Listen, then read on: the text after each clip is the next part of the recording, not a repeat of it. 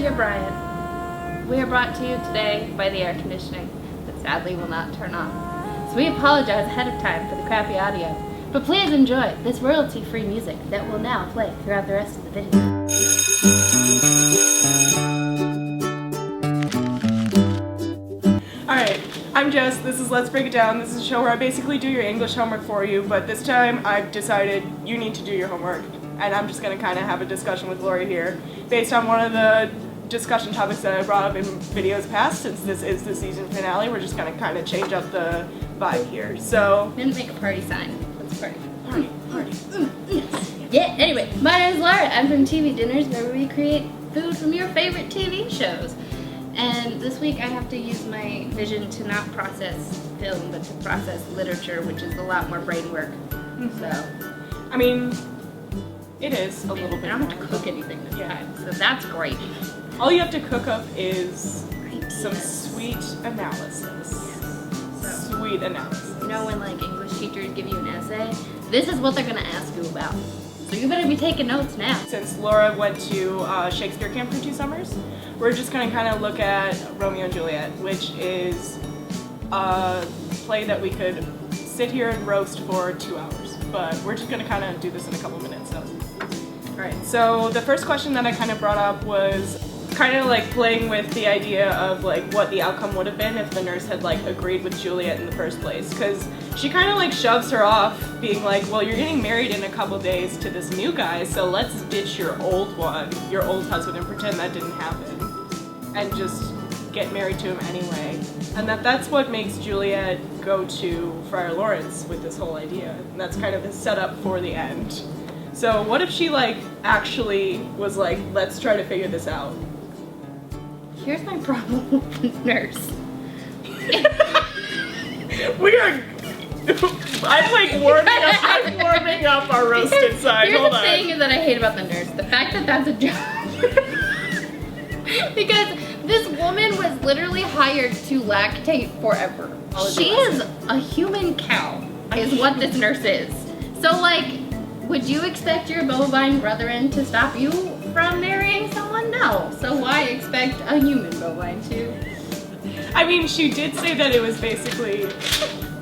Everything. She roasted her so hard it ripped. It fucking. I've ripped. always had that issue with the nurse because like there was a time we did this play at my high school in 9th grade, and there was that moment during rehearsal when I realized what her occupation was.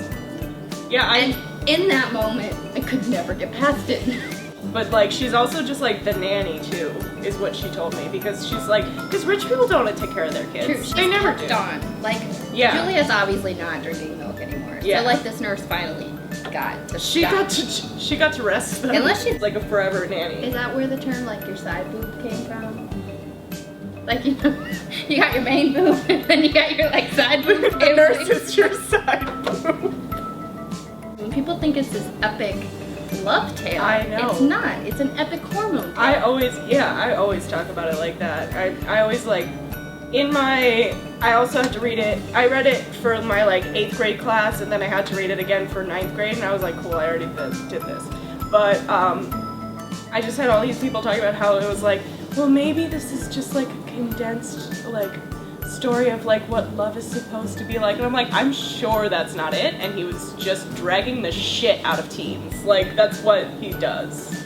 Pretty much. Also, you learn the best insult ever, which is Yeah, just bite your so if thumb. you ever get mad at someone like your teacher, just bite your thumb at them, and then it's fine.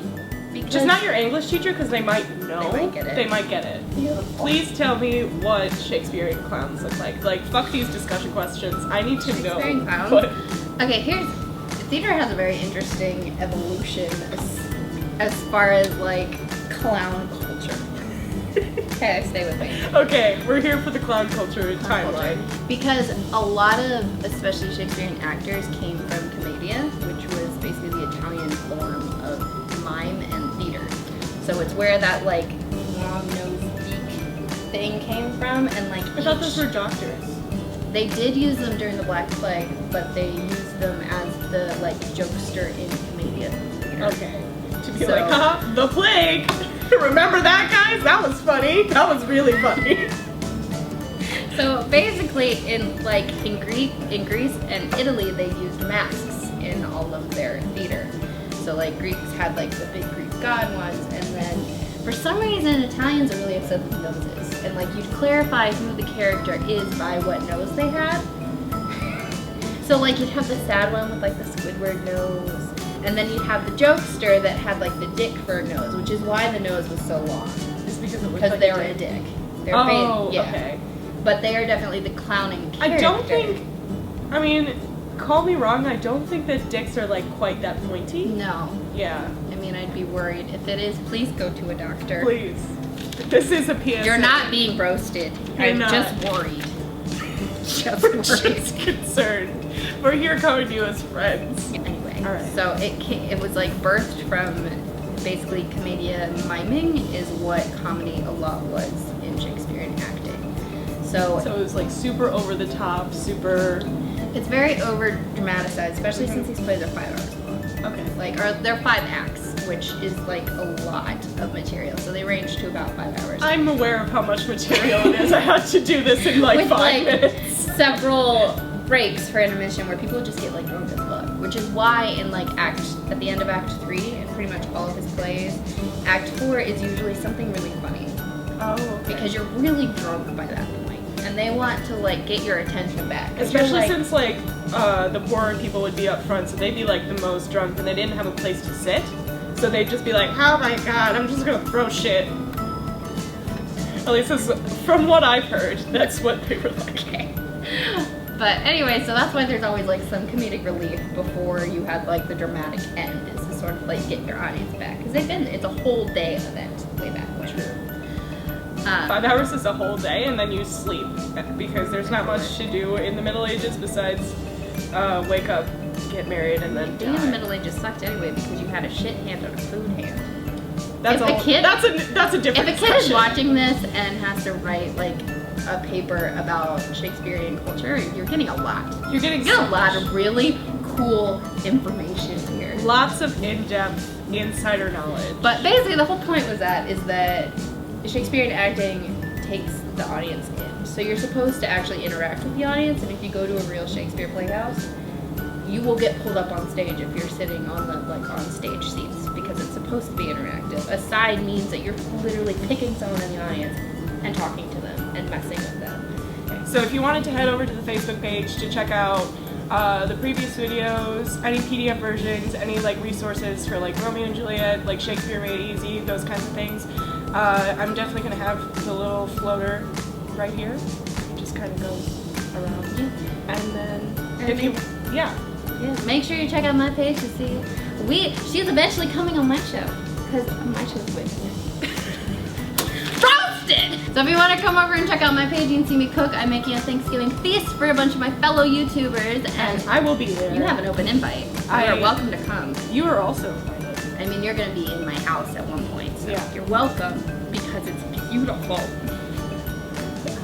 Alright. But also remember to comment below with your favorite character, your questions about the human bovine experience of the medieval ages, because I want to know. I also really kind of want to know that. I do. What do you think about human cows? Please interact with us. Gets you more YouTube money. I don't know how to end videos. Bye. I'm out.